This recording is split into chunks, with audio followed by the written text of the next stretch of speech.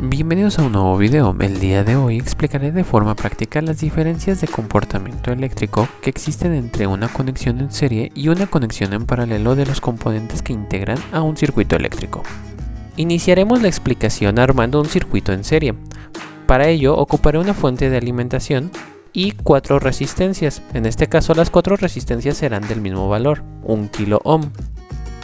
Conectaré mi fuente de alimentación a la sección de alimentación que ya tiene definida nuestra protoboard y cambiaré el color de los cables a un color rojo para el cable de la señal positiva y un color negro para el cable de la señal negativa. Para poder afirmar que un componente está conectado en serie con otro componente, se debe de cumplir la regla de que entre estos dos componentes solamente exista un punto de conexión en común. Si existe más de dos puntos de conexión en común, se podría decir que ya el componente no cumple con la regla de que esté en serie respecto al otro componente. En este caso, estas resistencias que estoy tomando como ejemplo, se podría decir que están conectadas en serie, puesto que solamente están compartiendo un punto de conexión. En este caso se está ejemplificando este punto de conexión con este cablecito verde, el cual une la patita 2 de la resistencia 3 con la patita 2 de la resistencia 4. Ahora hay que conectar estas resistencias dentro de nuestra protoboard, por lo cual yo cambiaré de posición nuestras resistencias a una orientación horizontal para que se nos facilite armar la conexión adecuada dentro de nuestra protoboard. Colocaré nuestra primera resistencia dentro de la protoboard de tal forma que su terminal 1 o patita 1 coincida con la línea de trabajo número 4, mientras que la patita 2 o terminal 2 coincide con la línea de trabajo número 8. Ahora, para cumplir la conexión en serie con otra resistencia, lo que yo haré es mi segunda resistencia la conectaré de tal forma que su patita 1 o puede ser la patita 2, no importa, ya que nuestras resistencias no tienen polaridad o sentido de conexión, coincida con la otra patita de la primera resistencia. En este caso, la patita 2 de nuestra resistencia número 2 coincide con la patita 1 de nuestra resistencia número 1. De esta forma, están coincidiendo dos patitas de diferentes resistencias en un mismo punto de conexión, que en este caso es la línea de trabajo número 8. De la misma forma lo haremos con la resistencia número 3 y con la resistencia número 4, creando solamente un solo punto de conexión o de unión entre dos componentes, que en este caso son las resistencias. De hecho, en este circuito, los puntos de conexión o de unión los podríamos encontrar en la línea 7, en la línea 11 y en la línea 15. Y con esto, nosotros podríamos entender que estamos ante un circuito donde sus resistencias que lo conforman están conectadas en serie. Ahora, un circuito con resistencias conectadas en paralelo se verá de la siguiente forma, donde prácticamente podemos identificar que todas las resistencias están conectadas de tal forma que comparten conexión de un mismo lado como del otro. Por ejemplo, aquí las resistencias comparten conexión todas por la terminal número 1, la cual está conectada en la línea 24, pero también todas comparten la conexión por la terminal número 2, la cual está conectada en la línea 28 de nuestra protoboard. De esta forma, nosotros podemos identificar que las resistencias que integran a este circuito se encuentran conectadas en paralelo entre sí, ya que todas comparten el pin número 1 en una misma línea de trabajo, que en este caso es la línea 24, y de igual forma comparten todas el pin número 2 en la línea número 28.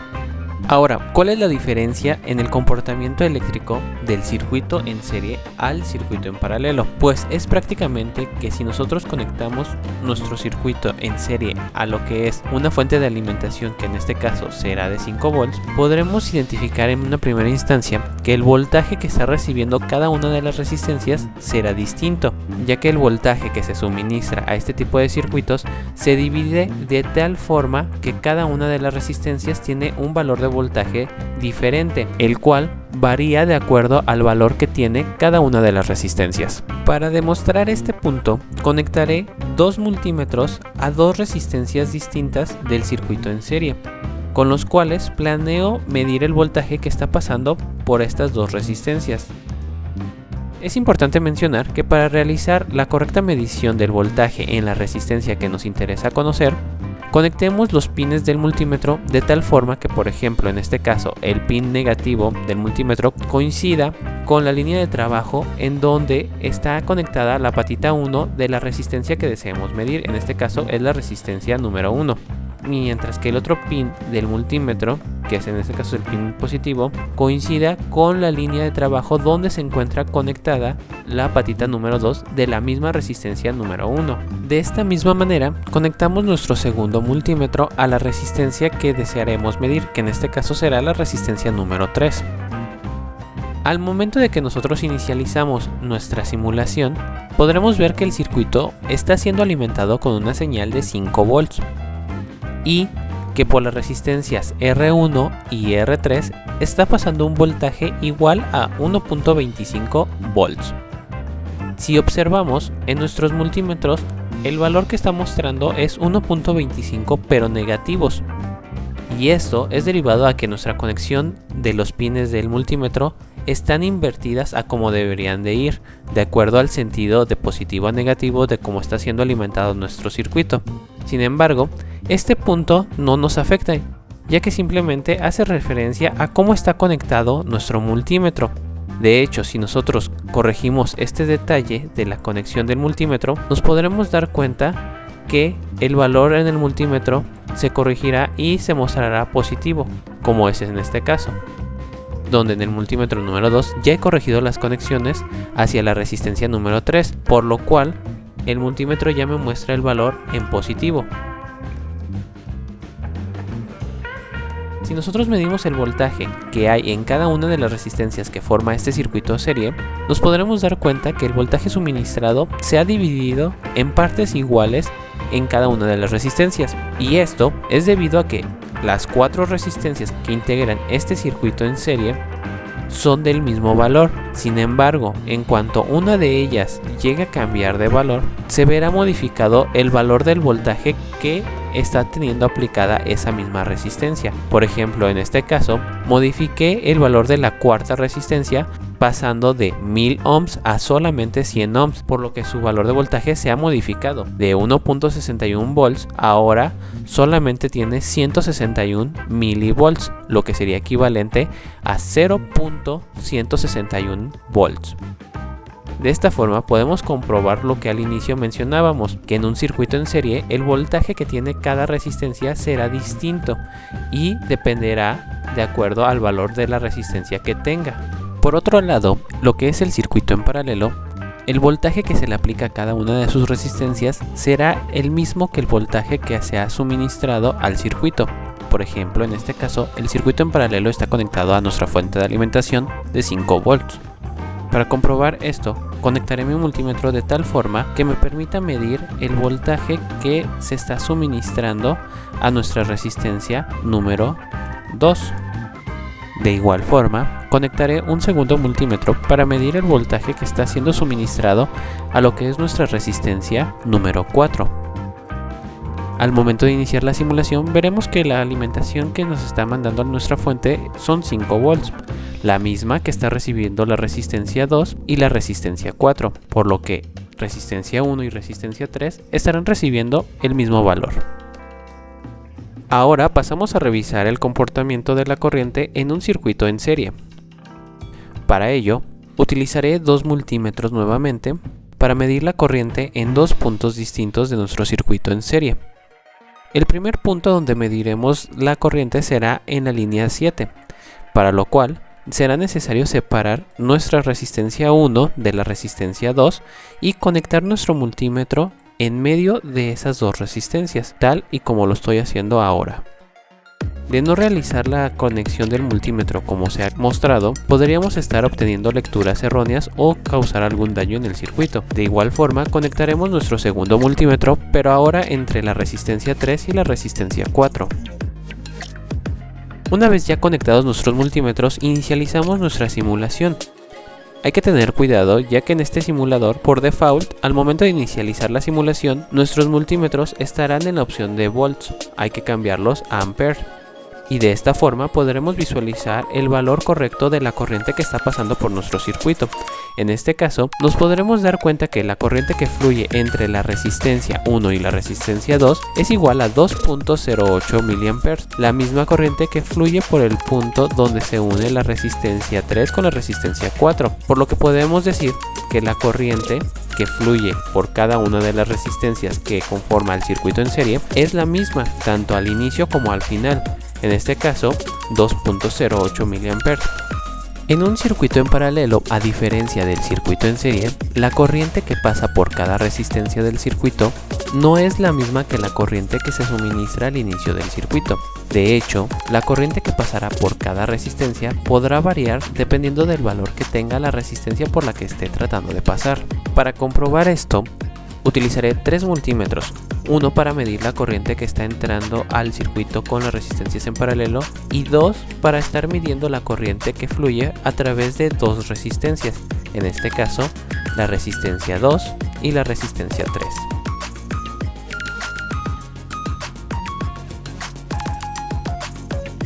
Ya que tenemos conectados nuestros multímetros, inicializamos nuestra simulación.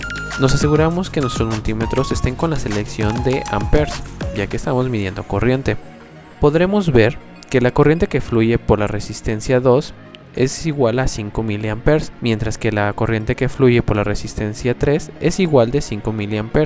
Esto debido a que las dos resistencias son del mismo valor. Sin embargo, si una de ellas la llegamos a cambiar de valor, podremos ver que la corriente se ha modificado en la resistencia 2 y ahora ya es distinta a la corriente que está pasando por la resistencia 3. De hecho, si modificamos el valor de todas las resistencias y medimos la corriente que pasa por cada una de las 4 resistencias, podremos visualizar que la corriente que marca nuestro multímetro, que corresponde a cada una de las resistencias que estamos midiendo, serán totalmente distintas entre sí y también a la corriente que está suministrando nuestra fuente de alimentación. Pero si sumamos las corrientes que pasa por cada una de las resistencias, nos daremos cuenta que el total de esa suma será igual o muy aproximado al valor de la corriente que estamos teniendo como suministro de nuestra fuente de alimentación. Finalmente, solo nos queda entender el comportamiento de la resistencia total en nuestro circuito en serie y en nuestro circuito en paralelo. Para ello será necesario que desconectemos nuestros circuitos de la alimentación, ya que dejarlos conectados nos podría causar algún error en la medición.